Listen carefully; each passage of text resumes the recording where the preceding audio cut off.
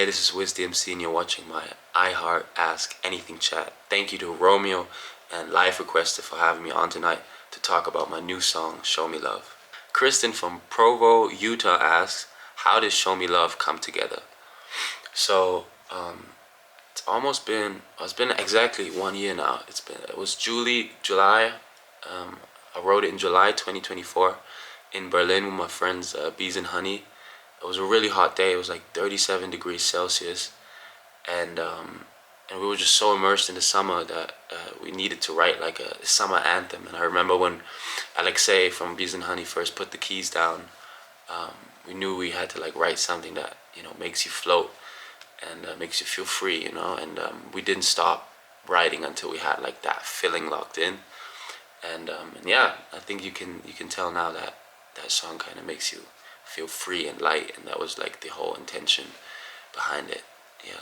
Carla from Norfolk, Virginia asks, what is the main theme you wanted to carry out with Show Me Love? Well, I accidentally already answered it in the first question. But I think like just the idea of lightness, I feel like there's so many things in life that can like weigh you down or can feel heavy, and I just wanted to write something that makes you feel light, makes you feel excited for the day, and yeah, it's something to look forward to. And but yeah, the main theme I would say is like about love, connection, and again lightness and feeling free. Yeah. Ali from Huntsville, Alabama asks, what's your favorite store in America? That's such a good question. To be honest, for me, it's like convenience stores, like the regular convenience store on the corner, cause like all the soft drinks you guys have over there is like that's my that's my fantasy, that's my dream. Sometimes I wish that places in Europe would have as much like variety in drinks. I feel like there's like rainbow colored drinks in America, and I just love convenience stores. That's I'm a simple guy. Jessica from Maybell, Colorado asks, "What's your favorite season? Is your answer based on the weather or the type of clothes you can wear?" It's an interesting question. I wonder. I think it is. I like to go light. Like I like to not think about what I'm wearing, and I feel like in the summer, that's the easiest because I just gotta find jeans or shorts and a shirt. And yeah, I think like from spring to summer, like the intersection of spring and summer is my favorite, where I can still wear my favorite sweaters, but I can take it off as well, And yeah, I think like between spring and summer, that's probably my favorite season because I can go outside with a shirt on sunny days, but also can leave with a sweater. And I don't know, I like the sweater weather as well. It's like it's cozy and all of that. So yeah, this is not a very um, spot on answer, but between spring and summer, that's my favorite season. Yeah.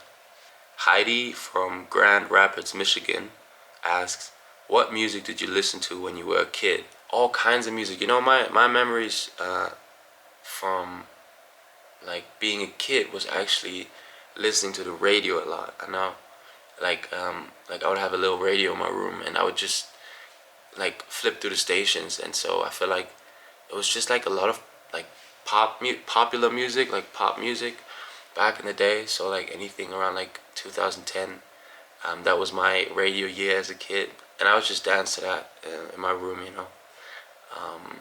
But there wasn't any like defined taste. There would be like some. Oh, there's this one song I remember my mom listening to a lot. It's like this red wine, nine. Yeah, that's definitely a song I heard a lot as a kid. But beside that, I don't remember like specific genres or artists. It's really just like I remember turning the radio up. That was my music. Yeah. Andrea from Cherry Hill, New Jersey asks, if your tour bus pulled up to a 7-Eleven, what would be the first five things you would buy? Depending on the day of time, depending on the time of day, I think during the day or in the morning, I would probably grab a Celsius or two. Um, that's like my guilty pleasure when I'm in the States. And I'm like, see, the thing with snacks is, I don't, I don't even know what else. Like sparkling water, I think sparkling water and sodas mostly. I'm not that into snacks, you know, like I don't know, chips. You gotta wash your hands. That's not really convenient. And and otherwise, I'm not that much of a sweet tooth, you know. Maybe, yeah. I think with the Celsius sparkling water and maybe some juices, you know. I'm into drinks and into sugar like that, but I don't need any candy. Yeah, I think that would be my go-to. Sometimes when I want to risk it all, I go to 7-Eleven and I get a glizzy. I get a hot dog from the from the stand where they spin forever. They could have been on there for hours or days, you know. But sometimes when you're that hungry, so actually I had good pizza from 7-Eleven before. You won't believe me, but like just the pizza that's laying there, you know, they just heat up. Yeah, you don't even want to know the ingredients probably. But yeah, that's my 7-Eleven stop. Addie from Columbia, South Carolina asks, "What's your version of a perfect day?"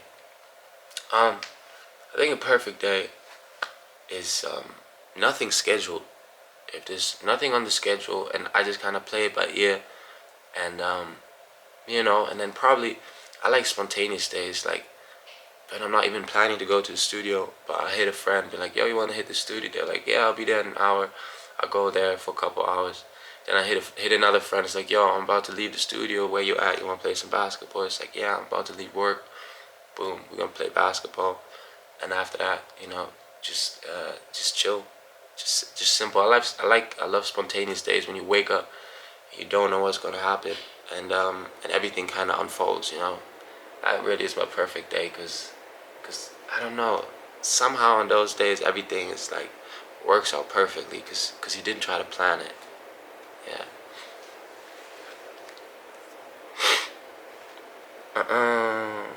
Gabby from Warwick, Maryland asks, "What's your favorite go-to drink?" Um, I think like go-to drink you can get everywhere would be a ice cold Coca-Cola, but the original one, no diet, no zero sugar, the original Coke. You know, that's it. Yeah, iced Coke, iced out Coke. Tracy from Tampa, Florida asks, "If you had a talk show, who would be your first guest?" Yeah, I probably have Kendrick on, because I'm a huge Kendrick fan, and I have so many questions. I just have so many questions for him. It'd be Kendrick and Steph Curry back to back on the same day, and that might be the first and last episode of that talk show. I think I could happily retire as a talk show host if I have Kendrick Lamar and Steph Curry on the same day. But yeah, to both of them I have so many questions. Yeah, can't wait to meet them. Sam from Waterford, Michigan asks, "Do you like looking at stars?" I assume you mean the actual stars in the sky or in space. I love looking at stars. And there's this thing. It's funny that you ask, because first of all, I was never asked this question before. So so shout out to you, Sam. I was actually thinking about it the other day about stars, because when I was like 13, 14 years old, and I hang out with friends, we'd be outside, and sometimes, you know, it go dark, and then you see the stars. And I would have this thing where I would talk to the stars, right? And it wouldn't be out loud, you know. I'm not that crazy, but sometimes I do talk out loud to myself. But I would like talk to the stars in my head, or sometimes out loud, and be um, like, where will you take me? You know, like, where will you take me, or like, where will you take me next? Cause even when I was younger, before there was like a lot of stuff happening in my life, there were always magical moments, like meeting new friends, having certain conversations on certain days, and I'm a big believer in that that everything is connected, and you know, and we can do our best to kind of understand the connections and see the alignment and see where everything fits together, you know. But that being said, everything happens for a reason, and so to me, the stars were kind of like an analogy or a metaphor for like the because the stars always stay in the same place, or at least that's how I think about it. Maybe they move, but they stay in the same place and they watch us, and they kind of, maybe they know what's gonna happen because they're like light years away, you know. So they kind of been in our future. So I used to do this thing where I would kind of ask every couple of weeks, every couple of months. I'd look up and I'd ask like, where will you take me next? You know, and I still do that. You know, every now and then, not as frequently as I did back then, but I still look up when I see the stars. And I'm like, where are you gonna take me next? Because I feel like they know more than we do. And yeah, I love that connection with something that's not human or not tangible. And you're like, yeah, I love those conversations, that sort of communication. And this is the last one. Joanne from Naples, Florida asks, what was the first CD or DVD you ever bought? So I don't remember buying a DVD. I remember renting them a lot back in the day. I feel old saying that I used to rent DVDs, but yeah. And I used to. My first CD was Queen. Queen Greatest Hits. It's not very niche, because like, you know, real Queen fans would say, oh, you would have bought that album, you know. But like I said, I grew up on the radio, you know. So by the time I was like a teenager, like yeah, it was Greatest Hits time. They were not touring anymore. I don't like they were. Yeah, it was kind of like their career was over in that sense. But it, yeah, it's wild that, yeah, I don't know, like Freddie Mercury. It's funny because he's still my idol when it comes to performing. You know,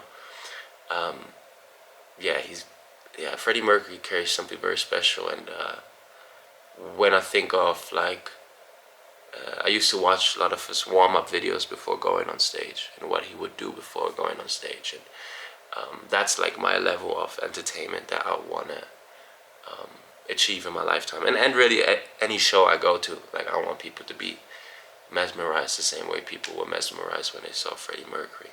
But obviously, my music and my message and everything. Thanks again for watching my iHeartRadio Ask Anything chat. My new song is called Show Me Love.